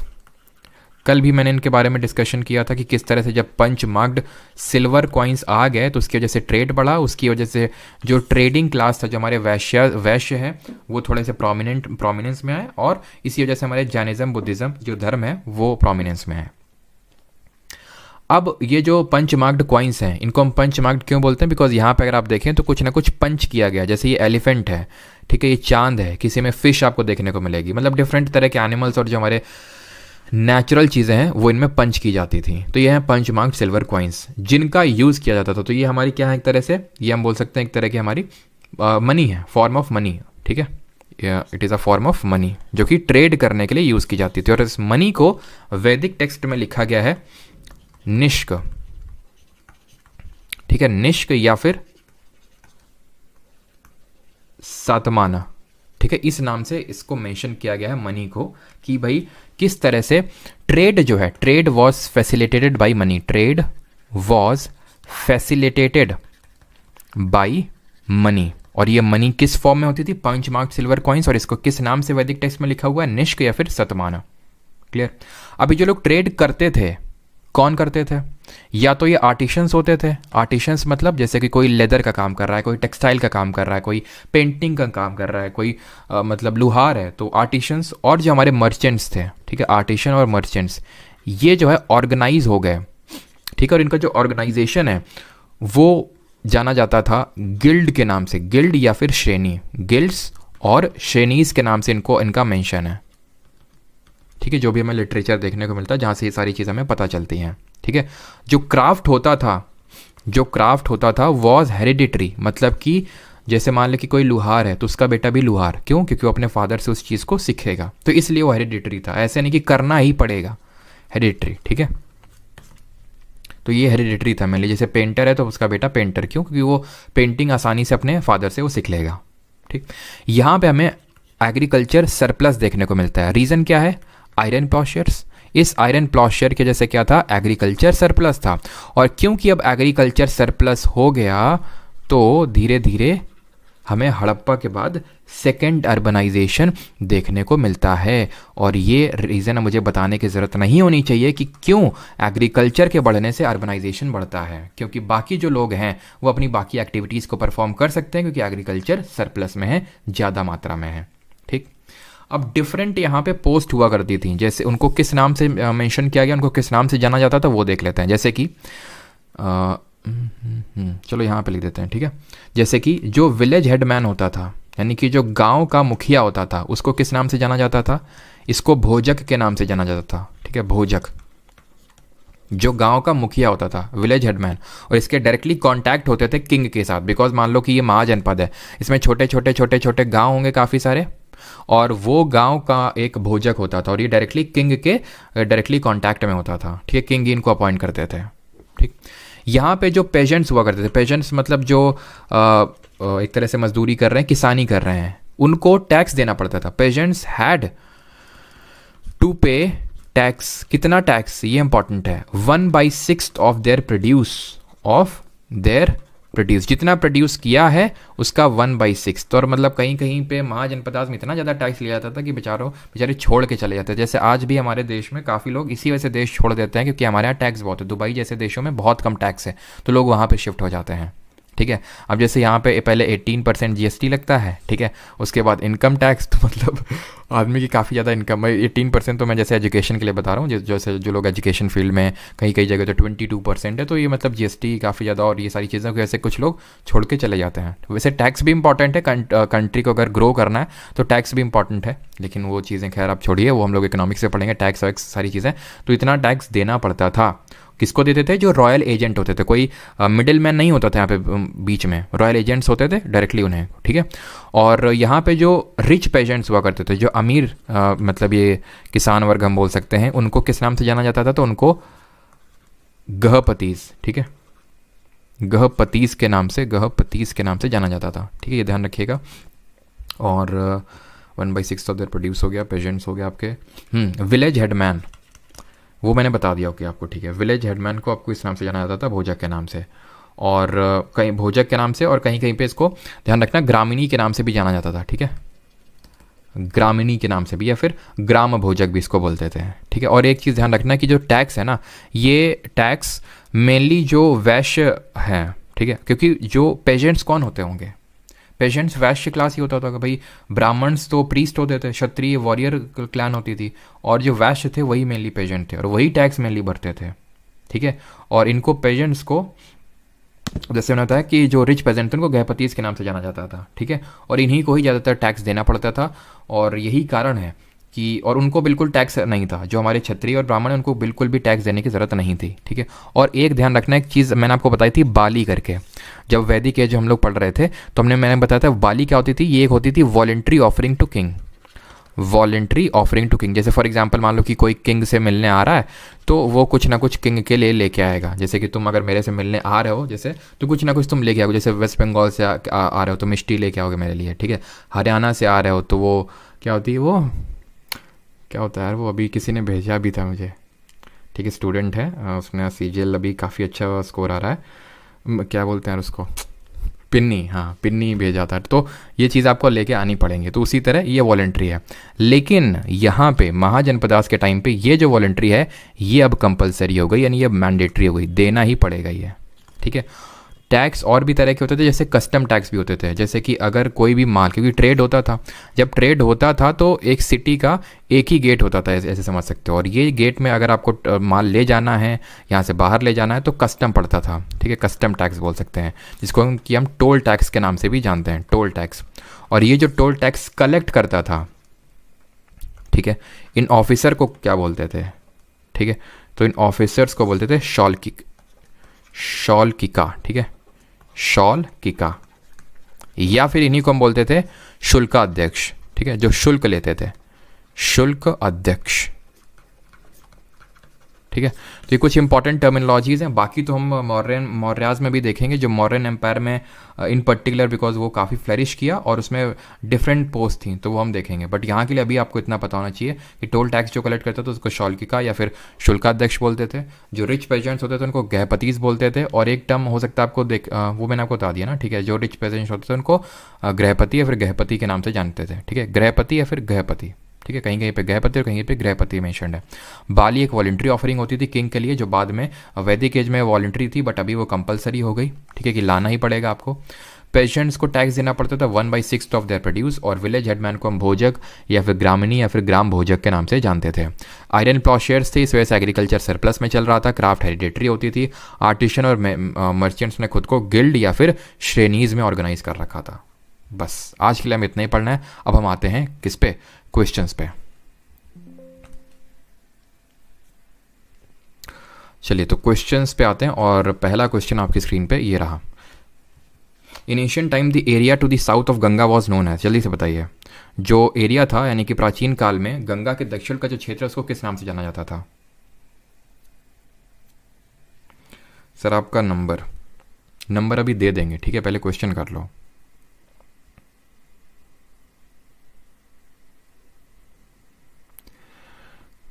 हु वॉज राजन? राजन कौन? तो राजन वही मतलब किंग, राजा यानी कि जन का राजन, ठीक है, राजन, जन मतलब ट्राइब होती थी और राजा उसका, तो जो हेड ऑफ उस ट्राइब का जो हेड होता था उसको राजन बोलते थे, ठीक है।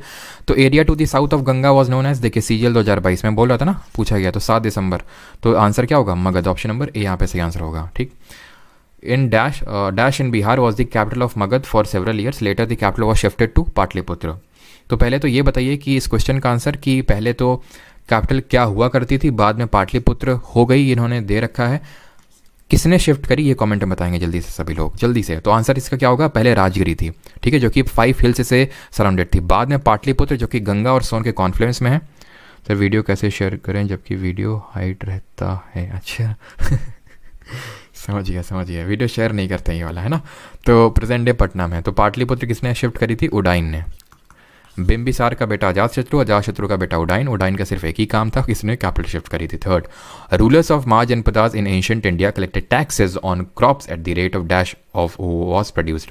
तो एमटीएस 2022 में क्वेश्चन पूछा गया 1/3, 1/5, 1/6 या फिर 1/4। तो अभी मैंने बताया 1/6, ठीक है। तो 1/6 और बाली को मैंडेटरी कर दिया गया था, जो पहले वॉलंटरी ऑफरिंग थी, और जो हमारे शुल्काध्यक्ष थे वो कस्टम ड्यूटी या फिर टोल टैक्स को कलेक्ट करते थे। Fourth, which of the following was the capital of Mahajanapada, और इस टैक्स को कौन कलेक्ट करते थे? डायरेक्टली जो एजेंट होते थे, रॉयल एजेंट होते थे, वही कलेक्ट करते थे इसको, ठीक है। Which of the following was the capital of Mahajanapadas Gandhara in 6th century BC. तो गांधार की कैपिटल क्या थी? गांधार की हमने देखा, गांधार कहाँ? पाकिस्तान, जो प्रेजेंट है रावलपिंडी है वहाँ पे। तक्षशिला इसकी कैपिटल है, जहाँ पे तक्षशिला यूनिवर्सिटी भी है। चलिए, which of the following pair of name of ruler empire is correctly matched, इनमें से सही मैच्ड कौन सा है? महापद्मनंदा मगध एम्पायर, अजातशत्रु मौर्य एम्पायर, बताइए। रॉकिंग सही है, अनुश्री मिश्रा, प्रज्ञा जना, साक्षी, देवव्रत विश्वास, यहाँ पे शोभनी मंडल। मुझे लगता है वेस्ट बंगाल से काफ़ी लोग हैं ना, वेस्ट बंगाल से अगर चुनाव लड़ जाएं तो जीत सकते हैं वैसे है ना, सपोर्ट करोगे बताओ। तो महापद्मानंदा, तो मगध एम्पायर, अजातशत्रु, तो बिल्कुल महापद्मानंदा जो है मगध एम्पायर से बिलोंग करता था, बिल्कुल बात सही। अजातशत्रु मौर्य एम्पायर से थोड़ी ना था, ये तो आपका हर्यंका डायनेस्टी से था ना, बिंबिसार का बेटा था ना, है ना, जो जिसने अपने मामा के यहाँ पे लिच्छवी में जो वैशाली है उसको कॉन्कर कर लिया था, है ना। तो ये आपका गलत हो गया, ऑप्शन नंबर A1 ओनली। अगले क्वेश्चन पे आते हैं 6th। तो river such as Ganga and Son flow through a dash Mahajanapada in ancient India, तो कहाँ से फ्लो करते हैं? कंबोज, कौशल, मगध या फिर मच? Ganga and Son. Only both कैसे हो जाएगा धीरज जी? रोशन, अच्छा सपोर्ट नहीं करोगे चलो, तो गंगा और सोन कहाँ पे मिलती हैं? हमने देखा था पाटलिपुत्र। पाटलिपुत्र किसकी कैपिटल है? मगध की। अजातशत्रु और ruler of Haryanka dynasty was the son of किसका बेटा था? अजातशत्रु, तो ये नागदशक उदयन का बेटा, सॉरी बिंबिसार का बेटा था, है ना। उदयन इसका बेटा था अजातशत्रु का, है ना। बिंबिसारा के बारे में इंपॉर्टेंट चीज़ें हमने क्या याद करी थी कि इसने तो एक अंग को कॉन्कर किया था, प्लस इसकी डिप्लोमेटिक चीज़ें थी। इसी ने अपना जो जीवक, जो इसका रॉयल फिजिशियन था, उसको कहाँ भेजा था? जरा बताइए, किस किंगडम में? Who among the following was the last ruler of Nanda dynasty, तो नंदा वंश का लास्ट रूलर कौन था?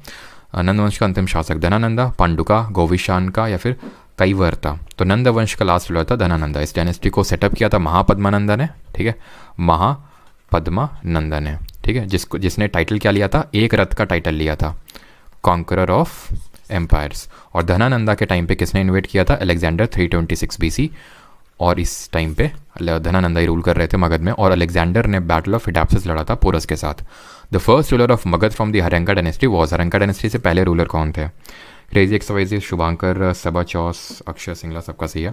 तो पहले हमारे थे बिंबिसार। कितने आसान आसान से क्वेश्चन है, लेकिन काफ़ी सारे क्वेश्चन पूछे गए हैं, इससे देख सकते हैं आप, ठीक है। In the 4th century BC the capital of Magadha was shifted to, Magadha की कैपिटल कहाँ से कहाँ शिफ्ट हुई थी? राजगिरी टू पाटलिपुत्र। और किसने करी थी? उदयन ने करी थी, है ना।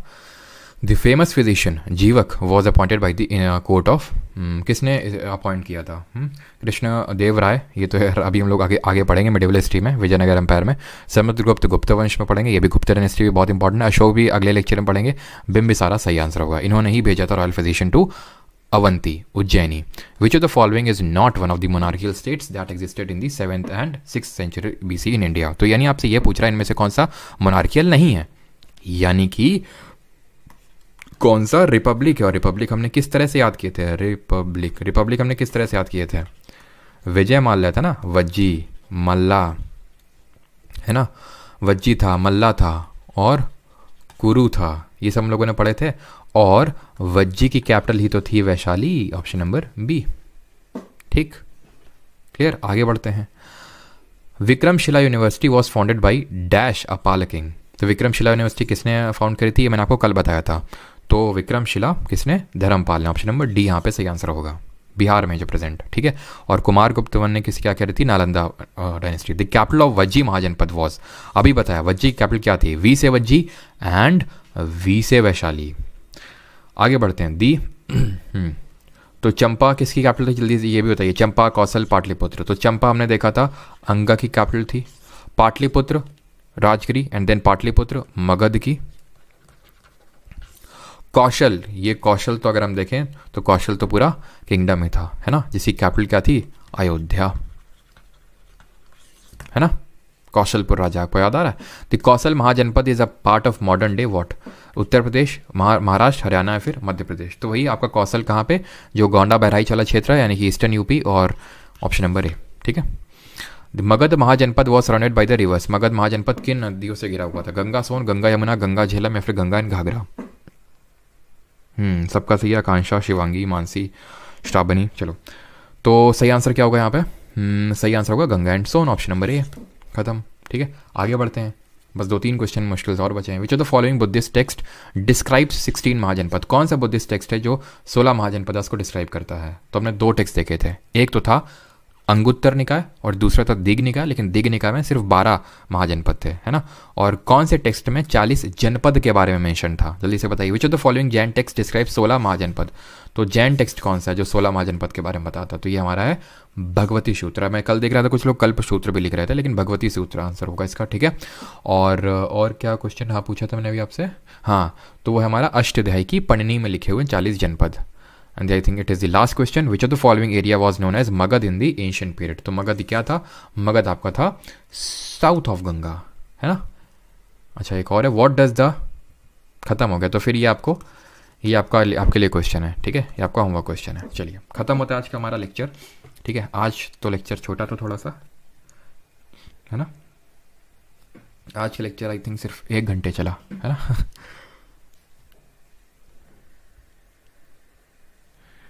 गंगा और बेटा, हाँ, सन नहीं वो सोन है।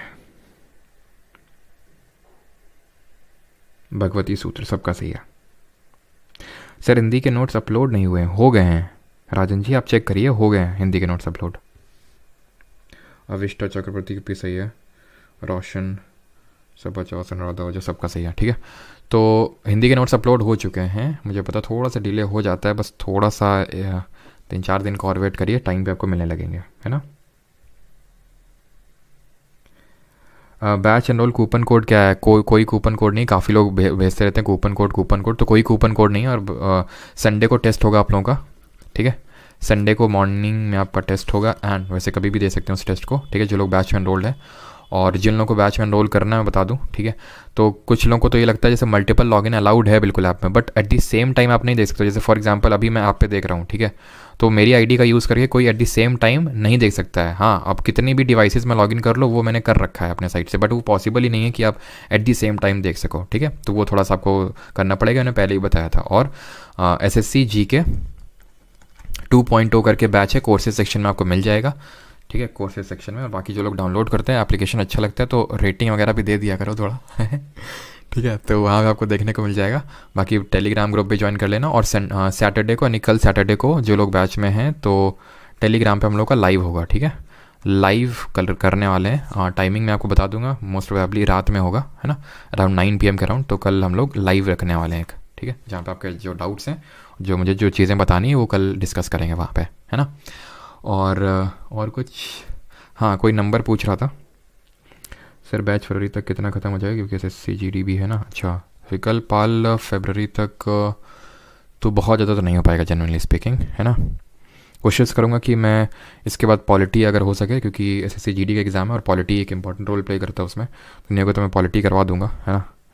इस चीज़ को मैं ध्यान में रखूँगा कि जितनी चीज़ें हो पाएँ वो मैं करवाने की कोशिश करूँगा। ठीक है, तो यहाँ पे एक नंबर है 6307286428। मैं फिर से बोल दूँ, ये मेरा नंबर नहीं है। काफ़ी लोग वैसे बोलते हैं सर ये जो आपने चीज़ बताई थी ये वो, तो ऐसे डाउट्स मत भेजा करें क्योंकि वो आंसर नहीं कर पाएंगे। ठीक है, क्योंकि वो ऐसा तो है नहीं, वो GK के टीचर है जिनका ये नंबर है। तो बस वो जो आपकी टेक्निकल जो चीज़ें होती हैं, फिर कुछ आपका डाउट है, वो बताने के लिए नंबर है। ठीक है, ओनली व्हाट्सएप। तो इस चीज़ का ध्यान रखा करिए। मतलब ये हर बार बताया जब भी मैंने नंबर दिया, बट फिर भी सब लोग यही, मतलब सब लोग तो नहीं, काफ़ी लोग ये चीज़ भेजते रहते हैं कि सर ये हमारा डाउट है, ये सारी चीज़ें। तो जो लोग बैच में एनरोल्ड हैं उनके डाउट रेजोल्यूशन का भी कुछ ना कुछ मैं करवाने वाला हूँ, चिंता न करिए। सर हिस्ट्री कितने दिन चलेगा? अब चलने दो यार इसको आराम से थोड़ा सा, है ना।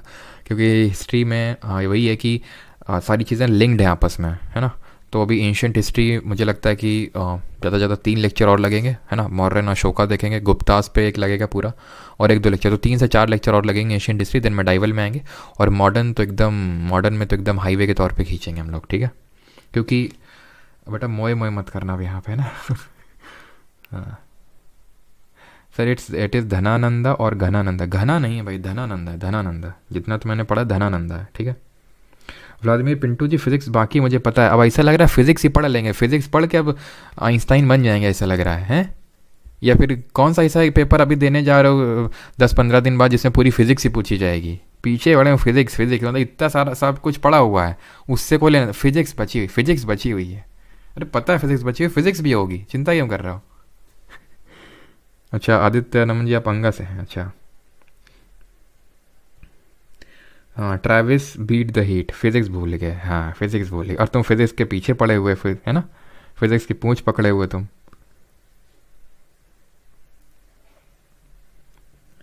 सर एक बार समराइज़ कर दो। अच्छा समराइज़ करते हैं, शिवम कुमार बोल रहे हैं समराइज़, चलो समराइज़ कर देते हैं। वैसे तो आप सभी लोग आंख बंद करिए, फिर अगर समराइज़ करनी चाहिए तो सभी लोग आंख बंद करिए। कर ली सभी ने आंख बंद? तो सबसे पहले हमने ये सॉरी सॉरी, तो सबसे पहले हमने क्या चीज़ पढ़ी? सबसे पहले तो हमने शुरू से शुरू करते हैं, ठीक है। तो सबसे पहले हमने ये पढ़ा कि हमारे टोटल 16 महाजनपद हैं, जो कि मोस्टली नॉर्दर्न इंडिया में है, लेकिन ऐसा नहीं कि सिर्फ नॉर्दर्न इंडिया में है, लेकिन मेनली ज़्यादातर नॉर्दर्न इंडिया में। और 16 महाजनपद के बारे में किस टेक्स्ट में हमें मिलता है? तो हमें बुद्धिस्ट टेक्स्ट भी है और जैन टेक्स्ट भी है। बुद्धिस्ट टेक्स्ट अगर हम बात करें अंगुत्तर निकाय है और दीघनिकाय है, और जैन लिटरेचर की बात करें भगवती सूत्र है, और अष्टधाई का जो पन्नी है वो 40 जनपद के बारे में मेंशन करता है। फिर हमने 16 महाजनपद देखे, उनकी कैपिटल देखी, जैसे अंगा की चंपा, मगध, राजगीर, पाटलिपुत्र, काशी की वाराणसी, ठीक है। जिन लोगों के डाउट है विदाउट भी आंसर कर दूंगा। वत्स की कौशाम्बी, कौशल की श्रावस्ती, सुरसेन की मथुरा, पंचाल आपकी ऐचत्र, कुरु की इंद्रप्रस्थ, देन हम लोगों ने मत्स्य, विराटनगर, छेदी, आपकी बांदा या फिर जो बुंदेलखंड वाला रीजन है, अवंती, उज्जैनी, गांधार, तक्षशिला, कंबोज, पुंछ, अश्मिकार, प्रतिष्ठान, वज्जी, वैशाली और मल्ला, कुशिनारा। फिर हमने देखा कि किस तरह से जो मगध है वो बहुत ही पावरफुल में जो क्या है, क्यों पावरफुल हो क्या है वो हमने उसके रीजंस देखे, क्योंकि इसकी वन ऑफ द रीजंस है कि उसकी लोकेशन बहुत इंपॉर्टेंट है। फिर मगध में हमने डिफरेंट डायनेस्टीज देखी, जैसे हरंका डायनेस्टी देखी पहले। हरंका में कौन कौन आया? बिंबिसार आया, अजातशत्रु आया, और उसके बाद उसका बेटा उडायन आया। तो बिंबिसारा ने क्या किया? बिंबिसारा की 3 वाइफ थी, जीवक को भेजा उज्जैन में, और प्लस इसने क्या किया था, इसने जो अंग को है वो कॉन्कर किया। इसका जो बेटा था अजातशत्रु, उसने अपने फादर को मारा। फिर उसने अपना जो अपनी मतलब मदर का जो उसका घराना था यानी लिच्छवी, उसका वैशाली जो कैपिटल था उसको कॉन्कर किया। प्लस इसने क्या किया था, इसने जो कौशल जो है उसको डिफीट किया, और कौशल की जो राजा की जो डॉटर थी उनसे शादी करी। इसका बेटा उडाइन, उसने कैपिटल को शिफ्ट किया राजगीर टू पाटलिपुत्र। फिर हमने देखा कि शिशुनगर डायनेस्टी आई। शिशुनगर ने क्या किया था? अवंती को डिफीट करने का काम किया था। काला शोका उसने पैटर्नाइज किया था सेकंड बुद्धिस्ट काउंसिल को। देन नंद वंश आया, महापद्मानंदा फाउंडर थे, धनानंदा उसका लास्ट रूलर था, जिसको कि मौर्य चंद्रगुप्त मौर्य ने हरा के मौर्य वंश की स्थापना करी। और धनानंदा के टाइम पर अलेक्जेंडर द ग्रेट का इन्वेजन हुआ इंडिया में, और महापद्मानंदा ने टाइटल लिया था एक रथ का। फिर हमने देखा कि वहाँ की सोसाइटी कैसी थी, तो NBPW northern black polished where, वहाँ की पॉटरी देखने को मिली, पंचमार्क सिल्वर कॉइन्स देखने को मिले, क्राफ्ट बहुत चलता था, हेरिडिटरी क्राफ्ट हुआ करता था, आयरन पॉशर्स थे, यानी कि बहुत ज़्यादा हमें एग्रीकल्चर सरप्लस देखने को मिला, जिसकी वजह से हमें अर्बनाइजेशन देखने को मिलता है। हड़प्पा के बाद अगर दूसरी बार अर्बनाइजेशन देखने को मिला, शहरीकरण, तो इसी में देखने को मिला, जो हमारा ये मिडिल गैंजेटिक बेसिन है वहाँ पे। यहाँ पे विलेज हेडमैन को भोजक या फिर ग्रामीणी या फिर ग्राम भोजक के नाम से जानते थे। यहाँ पे पेजेंट्स को 1/6 टैक्स देना पड़ता था अपने प्रोड्यूस का। क्षत्रिय ब्राह्मण्स को कोई टैक्स नहीं देना पड़ता था। बाली एक तरह की वॉलंटरी ऑफरिंग हुआ करती थी राजा को, लेकिन अब ये मैंडेटरी हो गई, अब देना ही देना पड़ेगा। और टैक्स कलेक्ट करने के लिए शुल्क अध्यक्ष या फिर शौल्किका हुआ करते थे। खत्म, ठीक है। अब बिहार SSC का कैसे करें सर? कैसे करें मतलब क्या, ऐसे ही करना है?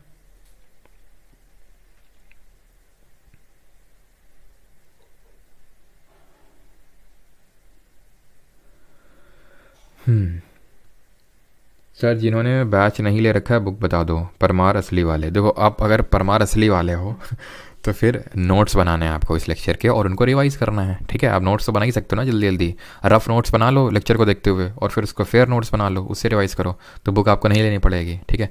बुक अगर आप चीज़ें करेंगे तो उसमें काफ़ी सारी चीज़ें आपको एक्स्ट्रा भी पढ़नी पड़ेंगी जो नीडेड नहीं है। अब कि अगर मैं SSC के ट्रेंड की बात करूँ, ठीक है, तो ऑलराइट, मज़ा आ गया। अच्छा मोए मोए हो गया Shantanu Singh. Sir batch share करने वाला कोई नहीं है। अरे ITO चौहान के साथ कौन बैच शेयर करना चाहता है भाई? देख लो, कपलिंग कर लो कोई। परमार सर का रसगुल्ला, सर टाइमिंग चेंज नहीं हो सकता है। अच्छे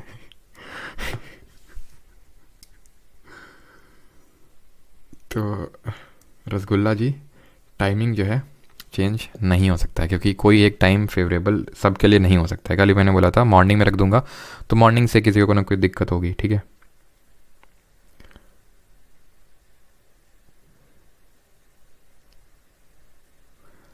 सर घर का एड्रेस बता दो, मैं भी कानपुर से हूँ, मिल जाऊँगा। अच्छा, हमारा परमानेंट एड्रेस एक नहीं है, हम डिफरेंट लोकेशंस पे पाए जाते हैं। आज कानपुर में तो कल दिल्ली में, फिर परसों पता नहीं कहीं और। अपना सामान उठाते हैं, सामान से मेरा मतलब है जो पढ़ाने वाला, तो वो उठा के हम माइग्रेट करते रहते हैं, ठीक है, सत्य की खोज में।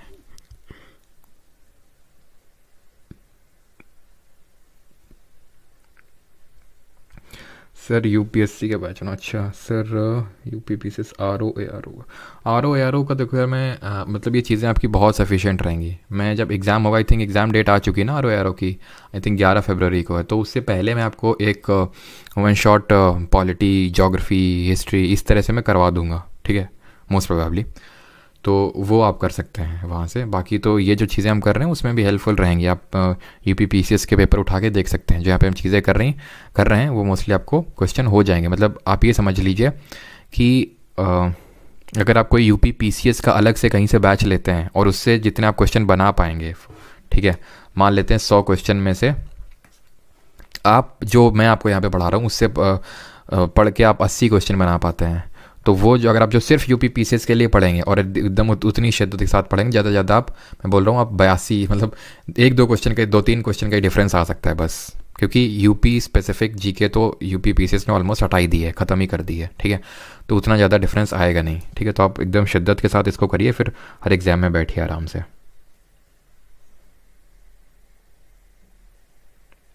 सर आपकी शादी हो गई क्या अभिषेक मीना? नहीं, ये चीज़ें तो अभी नहीं हुई हैं। इन चीज़ों से भी बचे हुए हैं।